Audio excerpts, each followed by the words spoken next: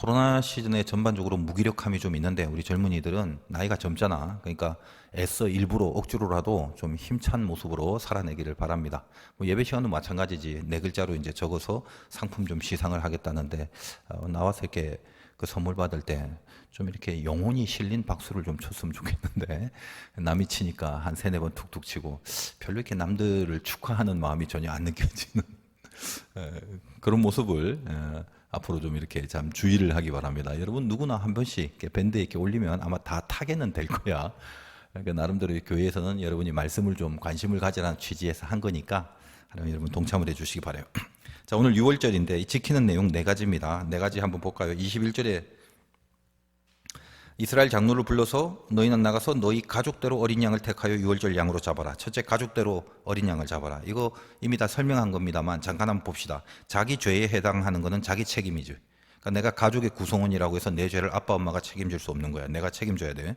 가족대로라는 말 다 설명했지만, 자, 예를 들면 자기가 먹을 분량의 어린 양을 잡아야 됩니다. 양 한 마리 한 10명 정도 먹는다면 당시에 이제 가족들 좀 많으니까 10명 잡자. 그럼 양 한 마리 10명을 먹는데 뭐 이래저래 우여곡절이 있다 보니까 한 가정이 5명일 수도 있겠지. 그러면 옆집에 5명하고 같이 조인해서 양 한 마리를 잡는 겁니다. 그러니까 이건 무슨 말이냐면 각자 자기가 먹을 분량의 그 양이 있는 거예요. 그러니까 자기 책임의 것들을 철저하게 이렇게 세팅을 시키는 그런 작업입니다. 그걸 이해를 하셔야 돼요. 누구라도 대신해 줄 수 없습니다. 딱딱 자기에게 해당하는 어린 양이 있다는 거. 그게 첫 번째 유월절 지키는 내용. 그러니까 죄에 대해서 자기 책임이라는 메시지. 그다음에 두 번째는 뭐냐? 우슬초 묶음에 피를 적셔서 이제 안방과 문설주에 바르다. 뭐 그런 말 있죠. 22절에 보니까 우슬초 묶음을 가져다 그릇에 담은 피에 적셔서 그 피를 문 임방 좌우 설주에 뿌리고, 요게 이제 두 번째입니다. 세 번째는 이제 아침까지 한 사람도 자기 집 문에 나가지 마라 이렇게 되어 있습니다. 문설주는 문을 보면 양쪽 옆 기둥, 임방은 위에 거죠.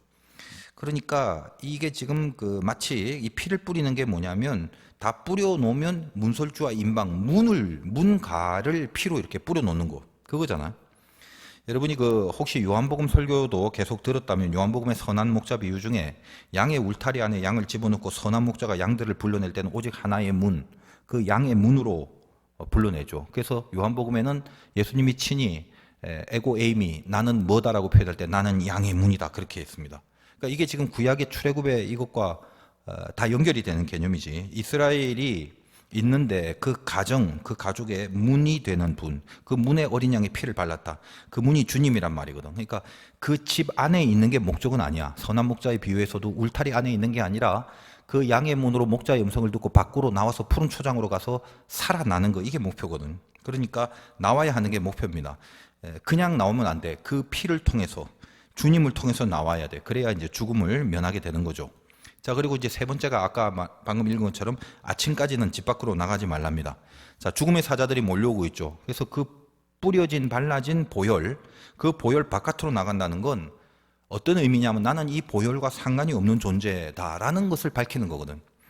근데 그러면 비록 소속이 이스라엘 사람일지라도 죽음을 면치 못한단 말입니다. 그러니까 집 안에 있어야 돼요. 그 보혈 안에 있어야 된단 말이에요. 저번에 말씀드렸죠. 지금 이 재앙이라는 건 애굽인이든 이스라엘인이든 다 동일한 죄성을 갖고 400년 동안 같이 살고 있었기 때문에 다 우상 섬기고 살았단 말이죠. 거기에. 그러니까 거기에는 심판입니다. 이스라엘이라고 해서 피해갈 수 있는 게 아니란 말이에요. 6월절 재앙은 그 앞에 있는 재앙들은 고센 땅이라는 곳을 따로 구별하고 있었지만 이 6월절 재앙만큼은 엄중한 우상죄에 대한 근본적인 벌이기 때문에 고센 땅에 가 있는다고 사는 게 아니야. 살 수 있는 방법은 하나밖에 없습니다. 무조건 양의 피를 발라야 사는 거예요.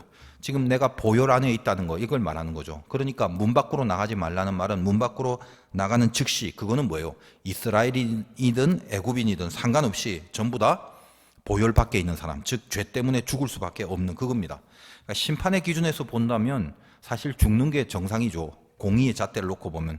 근데 예외를 둔 겁니다. 예외를 둔 게 뭐예요? 양의 피를 바르는 그 안에서 예외적으로 살 뿐이라 이 말이지. 다 살아야 되는데 예외적으로 죽는 게 아니야. 다 죽어야 되는데 예외적으로 사는 거예요. 그러니까 살 수 있는 피 안에 있어야 된다. 이 얘기를 하는 거예요. 이제 세 번째. 그러니까 한마디로 이제 이건 뭐냐면 복음이 뭔지 지금 말하는 거잖아. 이 땅에는 의인이 없습니다. 죄로 인해서 다 죽어야 될 상황이에요. 근데 예수 그리스도가 대신 죽으셨어요. 그게 복음이지. 기독교의 핵심. 그 피가 나의 죄를 씻어낸 겁니다. 그래서 다시 살게 된 거거든. 자, 그러면 바로 이 복음을 자손들에게 전하가 해라. 이게 네 번째입니다. 유월절 토탈 4개의 내용이 있다고 그랬지. 그 얘기가 언제 나오면 24절 볼까?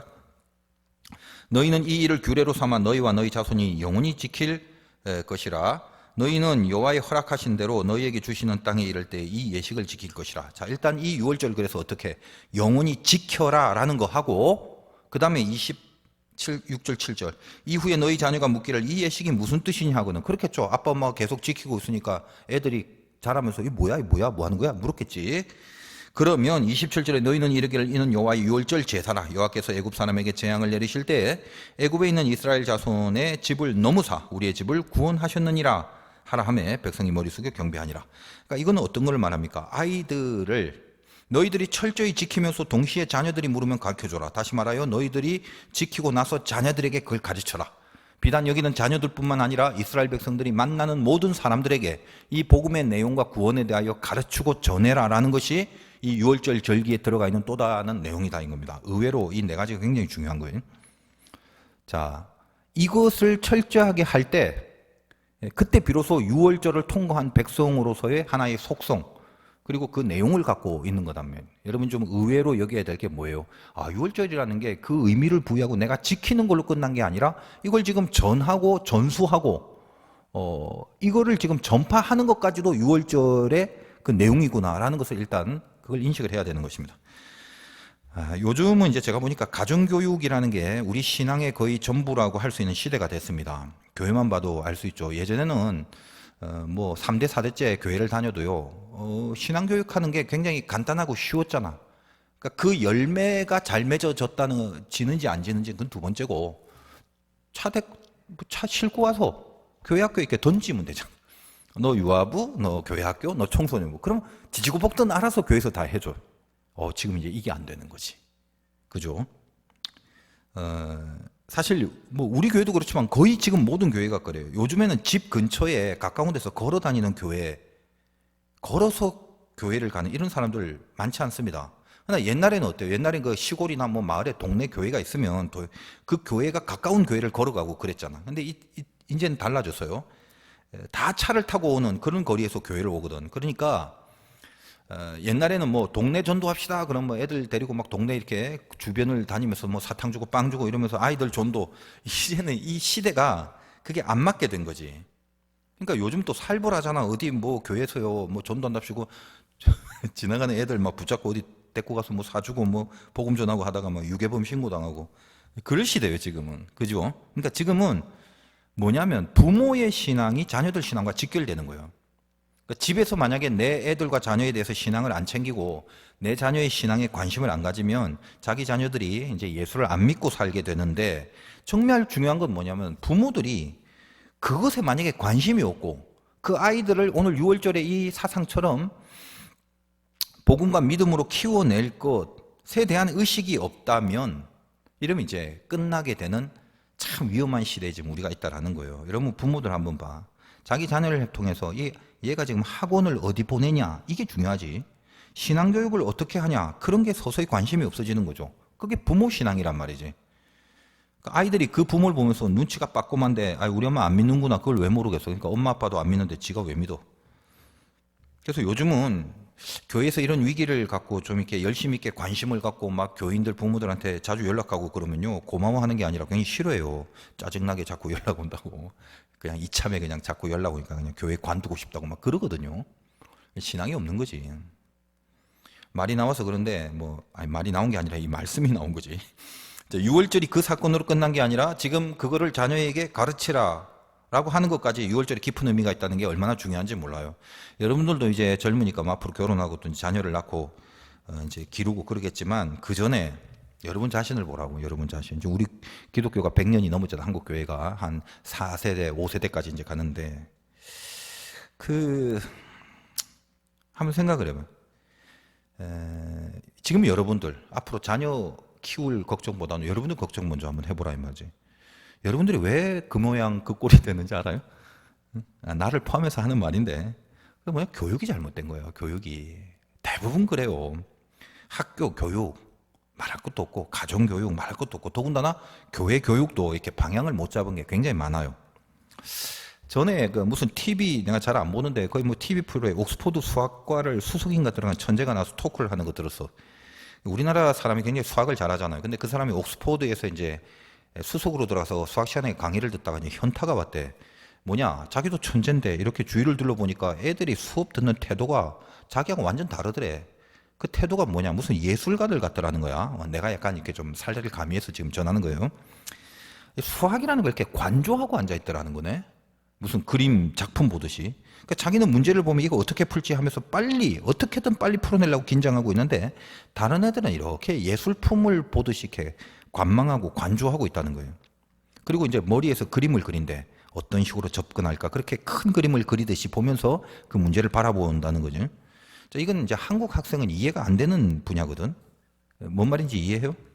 그래서 이 친구가 옥스퍼드도 수석으로 갔는데 그 다음에 캠브리지에도 들어갔대요. 옥스퍼드 수석을 한 친구가 캠브리지에 들어갔는데 그 시험에서 또 1등을 했대. 근데 떨어졌대. 아니 천재가 수석이 시험에서 1등을 했는데 왜 떨어졌겠어? 그 캠브리지에서 떨어진 이유가 뭐냐? 당신은 우리가 찾고 있는 종류의 그런 천재가 아니다. 그렇다는 거예요. 그러니까 천재는 맞아. 근데 우리가 원하는 스타일의 천재가 아니란 말이지. 여러분 그 동네 가면요. 다 천재예요, 그 동네는. 그러니까 무슨 말이냐면 지금 이 친구는 테크니션이란 말이에요. 얼마나 기술적으로 수학을 잘 푸냐. 그런 건 확실히 최고라. 그 말이에요. 그런데 그런 걸 우리 학교에서는 요구하지 않는다라는 거예요. 여러분 옥스퍼드 대학은 이 수학이 이과가 아니라 문과라는 거 알아요? 그러니까 예전에는 이 서구 선진 그 세계에 그 고대로부터 내려오는 천재들 철학자들인데 거의 그 철학자들이 전부 다 수학자였거든. 여러분 피타고라스 같은 사람 유명하잖아. 피타고라스 정의를 다 배웠고 그 사람 수학자가 아니라 원래 철학자고 음악가였어요. 그 사람이. 그러니까 수라는 것에서 질서를 발견하고 그 질서 속에 철학이 형성되고 그 철학이 승화돼서 예술이 되고 결국 그게 신학이 됩니다. 그러니까 수학이라는 건 기능인을 만드는 게 아니라 인생을 풀어가는 철학자를 만드는 기본 학문이란 말이에요. 이게 옥스퍼드 정도의 클래스입니다. 그러니 한국 애들이 이 깊이를 어떻게 따라가니? 우리나라 학생들이 세계에서는 IQ는 평균적으로 제일 높아요. 그러니까 머리는 좋은 거예요. 그래서 머리가 좋다기보다는 뇌 기능이 이게 아주 빠르고 좋은 거예요. 근데 뭐요? 늘 얘기하잖아. 기품이 없어, 기품이. 그러니까 바람에 나는 겨와가 또다. 그래서 머리는 제일 좋은데 통계상 이 삶의 만족도가 OECD 국가 중에 최하위 47위야. 그 밑에 48위로 터키가 하나 있고. 근데 이스라엘은 어떻습니까? 실은 우리보다 IQ는 뒤져요. 유대인이 우리보다 머리가 나쁘다고. 우리가 더 좋아. 이 조그만 나라, 이 이스라엘은 남한 땅의 5분의 1밖에 안 돼. 우리보다 작은 나라는 말 다 있지. 근데 이 유대인들 중에 이제까지 노벨 수상자가 전체의 30%, 아이비리그 학생이 23%, 억만장자가 40%가 나와. 전부 유대인이지. 뭐 억만장자라고 해서 다 좋아하겠지, 그지? 어쨌든 간에 실력이 있다는 거예요, 그게. 내 개인적인 생각이지만 그게 전부 다 교육에 있다고 봅니다. 여러분 유대인 교육을 들어나 봤는지 모르겠는데 하브루타 교육 아주 유명해요. 이 하브루타 교육이 뭐냐면 히브리 말로 이게 짝이라는 말, 친구란 개념인데 쉽게 말해서 그들이 이런 거예요. 토라나 탈무드 같은 하나님의 이 성경을 놓고 가정에서 가족끼리 그리고 학교에서는 교사와 학생 사이끼리 또 혹은 학생들끼리 동등한 레벨에서 그게 비록 아버지든 교사든 나와 동등한 서로 레벨에 놓고 토론을 하는 거예요. 그게 하브루타 교육의 핵심입니다. 그러니까 짝이다 이 말이야. 그 하브루타 자체가 파트너와 함께 그 파트너가 그게 친구냐 부모냐 교사냐 상관없어. 동등선에서 일방적인 주입이 아니라 토론을 통해서 뭔가 이 합일점을 찾아가는 그게 이 하브루타 교육입니다. 여기서 뭐가 나오냐? 여기서 지혜가 나오는 거예요. 그러니까 하나님이 주신 진리로 접근을 하게 되는 거거든. 자발스럽게. 사실 우리나라는 어때요? 예를 들어 뭐 수업 시간에 선생님한테 질문하고 그러면요. 그게 다른 학생들한테 민폐가 되는 분위기잖아. 대학교 다니는 학생들 특히 이제 복학생들 마음 잡고 복학하면 제일 앞에 앉아갖고 또 그 수업 시간 끝나고 종 쳤는데 손 들고 대도 않는 질문을 꼭 교수한테 하죠. 그러니까 이제 현역들이 보고 그 민폐 저거 예의가 아니지 다 그렇게 생각하잖아요. 종 쳤으면 나중에 혼자 가서 물어봐야지. 우리 생각은 그거잖아. 종 치면 빨리 끝내야지. 이게 이제 차원이 다른 거예요. 그러니까 이스라엘 학교에서는 이 하브루타 교육 속에 시험을 칠 때 컨닝이 허락돼요. 좀 극단적인 말이지만 이 컨닝이 허락된다는 말이 우리식의 컨닝이 아니라 모르는 문제가 나왔다 그러면요 서로 돕는 거예요 그거를. 그러니까 지금 위아래를 나누려는 잔인한 칼부림이 아니야 시험이. 이스라엘에게 있어서 시험은 뭐예요? 이 하부루타지. 이 문제를 갖고 서로가 같이 돕고 협의하고 토론해서 솔루션을 구한다는 거지. 진짜 교육 아니야 이게? 진정한 공동체. 그래서 서로 같이 합의해서 그걸 풀어감으로 진짜 교육을 하는 거죠. 우리나라는 뭐 커닝하면 죽는 거지. 그리고 또 어때? 뭐 해봤지만 여러분 안 했겠지만 안 믿는 사람 많이 하죠. 커닝할수록 뭘 알아? 자기만 손해줘. 잘하는 애들이 뭐 얼마나 있겠어. 1등 옆자리 놔주면 의미가 있지. 사실 지난해나 똑같은데 그것도 답답하니까 틀린 걸 보고 뺏기는 사람도 답답하고 하여간 그 예전부터 이 하브루타 교육이 진정한 교육이라고 생각을 해왔지만 우리나라가 이런 교육을 할 수 있을 거라고는 제가 생각 안 합니다. 불가능해요 우리나라는. 일단 기본적으로 우라통 터져갖고 우리나라는 토론을 못해요. 그러니까 우리는 뭐야 빨리 이게 1인지 2인지 3인지 객관식 사지선다 답이 중요해요 우리는. 그러니까 맞냐 틀리냐가 중요한 거예요. 우리 근성이 그래. 빨리 판가름 내고 싶잖아. 빨리 뭔가 결정이 나야 돼. 여러분 그 틱톡 같은 거 봐. 그 짧은 시간에 영상을 올리는데 뭐 하겠답시고 막 영상을 올리는데 그 이제 결론을 바라보면서 보는데 5초 지나도 결론이 안 나면 우리는 딴 데 돌립니다. 질질 끄는 걸 견딜 수 없어 하죠. 속에서 막 불이 올라오는. 지금 이거 갖고 뭐 이렇게 질질 끄냐 별거 아닌 것 같고 빨리 결론을 내라. 다 한국 사람이죠. 결국 이제 길게 되면 다 끕니다. 딴 데 가고. 근데 이제 이스라엘 사람들이 이미 어릴 때부터 어떤 교육이 있어요? 여러분 늘 들었지. 신명기에서 보면 쉐마 들어라 이스라엘아. 자녀들이 철저히 말씀으로 양육을 시킨 베이스가 있습니다. 그 말씀으로 양육시켰다라는 게 뭐냐면 인생이라는 것 자체를 하나님과 이 관계 속에서 의미를 부여하고 해석시키는 작업을 하는 거예요.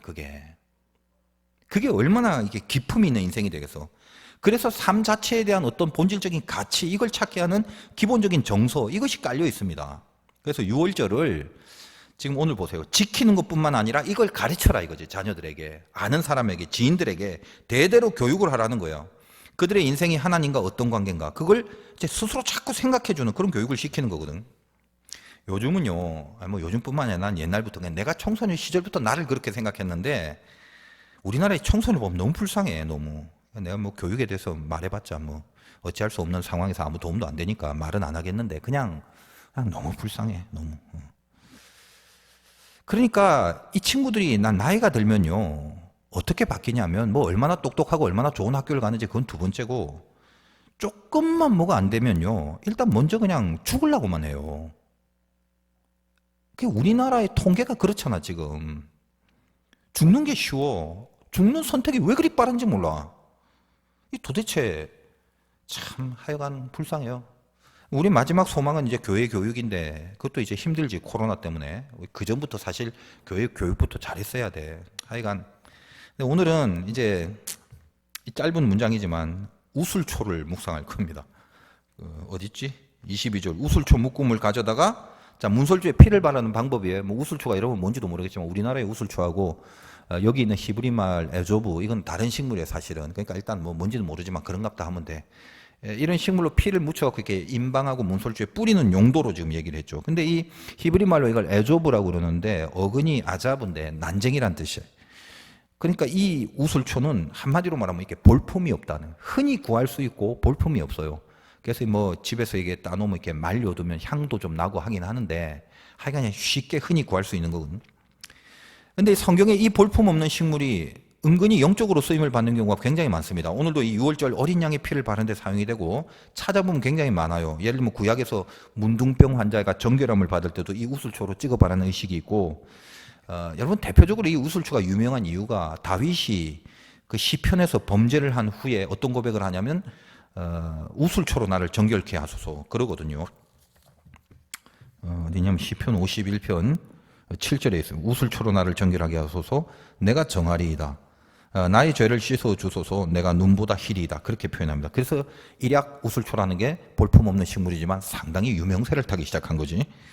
자, 그게 무슨 말이에요? 다윗이 죄를 짓고 나서 우슬초로 나를 씻어달라는 게 결국 어린 양의 피로, 그죠? 우슬초를 묻혀서 피를 바른 이 유월절에 근거를 두는 거야.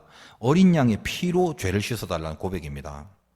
그래서 여러분 오늘은 그냥 간단하게 이 우슬초 한번 집중을 해봅시다. 여러분 6월절을 통과해내면서 어쩌면 그 우리가 다 이 우슬초 같은 볼품없는 식물일 수 있잖아. 근데 늘 이 주님의 보혈은 그냥 뿌려지는 것이 아니라 우슬초에 발려서 뿌려진다라는 거예요.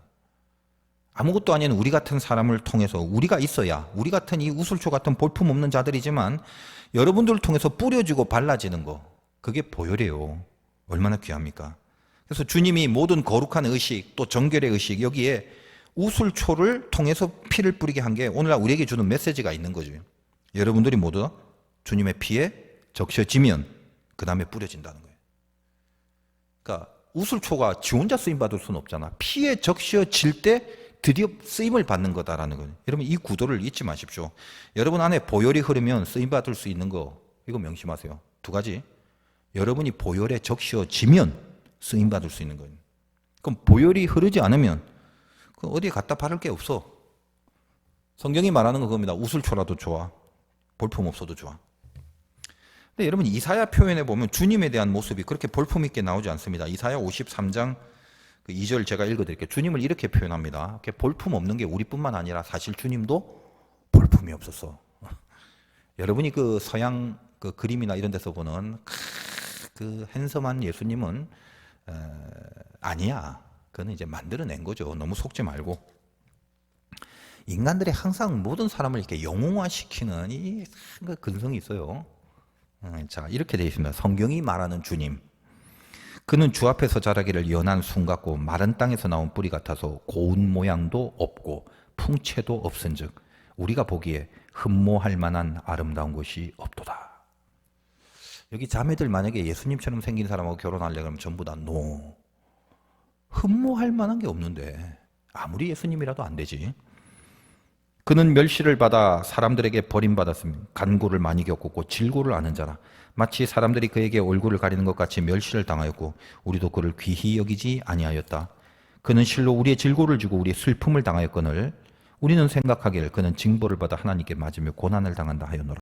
억울하긴 또 얼마나 억울해. 우리 때문에 고난을 당하는데 지가 잘못해서 지가 맞는데 하고 있더라는 거예요. 그런 대우를 받으면서 주님이 그가 찔림은 우리 허물 때문이고 그가 상함은 우리의 죄악 때문이라. 그가 징계를 받음으로 우리는 평화를 누리고 그가 채찍에 맞음으로 우리는 나음을 받았도다. 이 삶을 살아가셨습니다. 이사야 53편 읽을 때마다 참 눈물이 많이 나는데 나를 위해서 이런 삶을 살아냈다는 거. 그 볼품 없음이. 근데 뭐요? 아무것도 아닌데 인류를 위하여 하나님 앞에 가장 귀하고 거룩하게 쓰임받는 거예요. 이게 주님이시죠. 우리가 그를 따라간다면 볼품없는 우리를 통해서 반드시 쓰임받는 거. 그걸 깨달아야 돼요. 여러분 오늘 기도할 때 주님 쓰임받게 해달라고 기도하시기 바라요. 나는 우슬초지만 주의 피가 발려지고 이 발려진 피, 적셔진 피 때문에 내가 다른 사람에게 주의 피를 바를 수 있는 그 일에 쓰임받게 해달라고 그렇게 얘기를 해야 돼요. 아까로 돌아가서 그 다윗의 시편도 한번 보십시오. 여러분이 다윗이 그 죄를 짓고 나서 우슬초가 나오는데 이 다윗이요 참 이 똑똑한 사람이요. 여러 번 얘기하지만 솔직히 다윗과 사울을 많이 비교하잖아. 근데 죄로 따지면 다윗은 사울에 곱하기 한 100배쯤 죄를 졌잖아. 십계명 다 어겼어요. 그렇죠? 뭐 사람 죽이고 간음하고 뭐 별의별 짓을 다 했다 이거니. 근데 이상하게 이 다윗에 대한 하나님의 평가는 내 마음에 합한 자라. 나는 그게 늘 그 불만이자 질투이자 그리고 또 하나의 소망이 되는 것입니다. 솔직히 탁 해놓고 말하면 나는 다윗과 같은 그 정도로 죄는 짓지 않았어. 근데 다윗에게 내 마음이 합한 자라 그러면은 하나님이 나한테 내 마음이 합한 자라고 하면 좋을 건데 왜 이런 다윗에게 하나? 나름대로 요령이 있어요. 다윗이. 나는 그 요령을 여러분들이 좀 배웠으면 좋겠어요. 제일 중요한 요령이 뭐냐? 돌이킴의 즉각성이라. 죄를 다 지을 수 있잖아. 다윗의 속도를 따라갈 사람이 없어요. 지적받을 때 즉각 돌이키는 거예요. 사울 같은 경우에는 다윗보다는 덜 죄를 저질렀지만 지적받아도 그냥 핑계대고 합리화시켜서 돌이키질 않아. 아유 그 하나님한테 드리려고 좋은 거 모아놨지 뭐 내가 먹으려고 그랬나요? 이런 식으로. 죄 사는 건데 네가 왜 지내냐? 제사장도 없는데 저 백성들이 지금 전쟁을 하려고 하니까 하나님의 도움과 하나님을 의지해야 되지 않겠습니까? 그 제사장이 이제 지각하니까 백성들이 하나님을 의지하는 마음을 복돋아 주기 위해서 내가 그러니까 잘못을 인정을 안 해. 여러분도 지능이 얼마나 뛰어납니까? 여러분의 악지능은 거의 천재적 수준이거든. 악지능이 뭘까? 근본적으로 죄를 저질렀지만 이 죄가 나에게 있어서 정작 죄가 아니다라는 것을 합리화시켜내는 지능. 굉장하죠. 지적받길 싫어해. 그렇게 슬슬 피하다가 결국은 뭐 어떤 겁니까? 사울은 패망하게 되죠. 근데 다윗은 어때요? 정직하죠. 근데 정직하다는 말이 뭐냐면 돌이킴의 즉각성, 시간 타이밍 싸움이에요. 타이밍. 나단 선지자가 가서 이래 예를 들면서 네가 바로 그 범죄자다라고 할 때 바로 침상을 적시는 눈물을 흘리잖아요. 우슬초로 나를 정결케 해달라고. 주님의 보혈이 필요하다고 그렇게. 이게 하나님의 마음을 들었다 놨다 합니다. 그러니까 다윗이 참 보면 굉장히 거룩하게 약삭발라요. 어디서 하나님이 감동하는 이 감동의 뿅점을 아는 게 다윗이에요. 여러분 우리가 필요하단 말이에요. 하나님 믿고 살아가면 하나님을 감동시켜버리면 인생이 끝나는데, 그러니까 하나님이 감동을 하면 하나님이 제일 좋아하는 걸 해야 돼요. 여러분 감동받는 게 뭐야? 내가 제일 좋아하는 걸 아는 거. 이 사람이 결국 감동시키죠. 여러분 세상에서 사회생활 할 때도 그렇잖아. 사회생활 잘하는 게 뭐야? 직장 상사가 뭘 좋아하는가 정확하게 알아야 되죠. 꼭 못난 사람이 돈은 돈대로 시간은 시간대로 쓰면서 좋아하지 않은 것에 집중을 한다 이 말이에요. 아 정말 얼마나 답답해요. 하여간 하나님도 그 마찬가지예요. 다윗이 회개를 하잖아. 근데 시편 51편 보면 그 정도로 충성된 신하의 아내까지 범하고 충성된 그 신하를 죽이는 오만 엄청난 범죄를 저질렀는데, 그렇다면 적어도 즉각적으로 돌이켰으면 하나님 잘못했습니다 하고 끝내야 될 거 아니야. 근데 다윗이 어디까지 가냐 보면 내가 깜짝 놀랐는데, 왜 이 다윗이 이 하나님의 뿅점을 아는지를 내가 깨달은 게 이거야. 시편 51편 저 뒤쪽에 보면 그렇게 쭉 우슬초로 나를 정결케 하소서, 주 앞에서 나를 쫓아내지 마시고 주의 성령을 거두지 마소서, 막 이렇게 하면서 51편 13절이면 그리하면 내가 범죄자에게 주의 도를 가르치리니 죄인들이 죽게 돌아오리다. 난 여기서 경악을 했어요.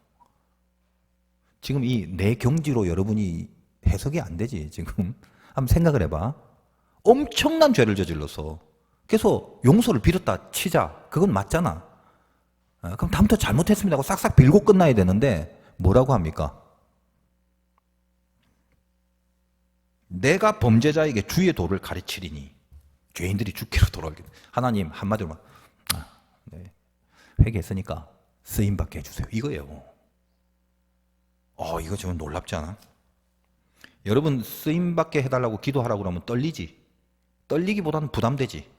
왜 부담돼? 내 코가 석자거든.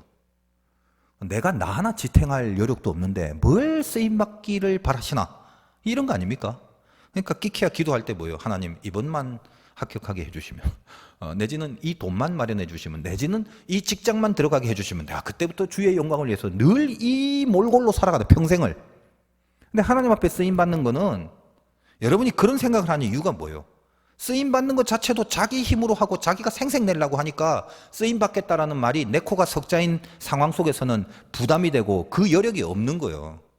하나님 기다려주세요. 내가 딱 만들어 놓고 제대로 한번 해볼게요. 안 돼요. 제대로 할 수도 없으며 그따위로 쓰임받는 건 지 생색 내려고 하는 거지 하나님의 영광을 바라는 게 아니에요. 영광이라는 건 항상 뭐다? 반사체라고 그랬지. 내가 자체가 빛을 낼 실력이 없어. 내가 자체로 빛을 내는 건 발광체라고 그러고, 나는 못 내는데 햇빛을 받아서 반사하는 이걸 반사체라고 그러지. 근데 예수 믿는 사람이 다 반사체로 영광을 받으라고 하나님이 얘기하는데 전부 다 발광체가 되려고 해. 그러니까 인생이 발광이야, 발광. 내가 빛이 안 나오는데 빛을 내려고 하는데 되냐 그게? 그러니까 가장 쓰임받게 해달라는 기도는 뭐냐면 내가 무슨 상태가 돼서 하는 기도가 아니란 말이니까. 정말 하나님을 만나서 내 죄에 대하여 그 쓰라린 아픔과 나의 못남을 처절하게 통회한 다음에 그 다음에 난 어디로 갈 것인가? 실력이 있어서가 아니라, 뭐가 갖추어져서가 아니라, 내가 살아남는 이유가 하나님의 영광이라는 걸 안다면 그때부터는 무조건 하나님 쓰임받게 해달라는 기도를 해야 돼요. 여러분 지금 인생 속에 오늘 기도하면서 쓰임받게 해달라는 기도 꼭 하라고 그랬지. 그건 여러분의 상태하고 상관없어. 상관이 없습니다. 여러분의 환경과 여러분의 지금 여력, 여건 이런 거 보는 게 아니에요. 무조건이야 그거는. 그게 하나님의 마음을 움직입니다. 그리고 성경에서 수많은 사람들이 하나님 영광 위해서 뛰었지만 지가 생각하는 거 만반의 준비를 다 갖추고 하나님 앞에 쓰임받는 사람은 단 한 명도 없어요. 단 한 명도. 언제 가장 영광스럽게 쓰임받았냐면 진짜 인생 못 살 때, 40에서 한 대 가만 매를 맞고 있는 그런 처지에서, 가시가 들어갔고 맨날 죽겠는데 기도해도 고쳐지지도 않고 그런 상황 속에서 감방에 갇혀서 배신당하고 배척당하고 공격당해서 어디 동굴 속에 갇혀서 전부 그럴 때 하나님 앞에 영광스러운 쓰임받는 그런 일들을 했다 이 말이에요. 누가 한 거예요? 지가 알지 내가 한 게 아니라는 걸. 하나님이 해주신다는 걸. 그러니까 그 마음속에 뭐가 절대 교만할 수가 없죠. 영광이 계속적으로 선포가 되지. 이 하나님의 영광을 선포하는 기쁨과 감사와 행복이 있는 자. 그래서 하나님과의 동행함이 계속 이루어지는 자. 여러분 인생 살면서 제발 만들어가라. 응? 만들어가야 돼. 지금 뭐 젊은 사람도 운동한다고 열심히 하는데 여러 번 얘기하지. 근력이라는 게 일주일 빡시게 한다고 되냐? 몇 개월을 해야 될 거 아니야. 그 근력은 만들어지는 거잖아. 하루아침에 되는 게 아니거든. 신앙도 마찬가지. 신앙이 뭐예요? 하나님과 함께하는 걸 좋아하는 게 신앙인데 좋아해? 내가 죄를 좋아하지 왜 하나님을 좋아해? 근성이. 하나님을 좋아해야 된다는 것은 복음 때문에 알긴 알고 깨닫긴 깨닫는데 내 몸이 뭐가 땡기냐면 하나님이 아니라 죄가 땡긴다니까? 그거 어떻게 해야 돼 그러면? 다 방치하고 내버려 두는 거지. 운동하기 싫거든. 운동은 뭐야?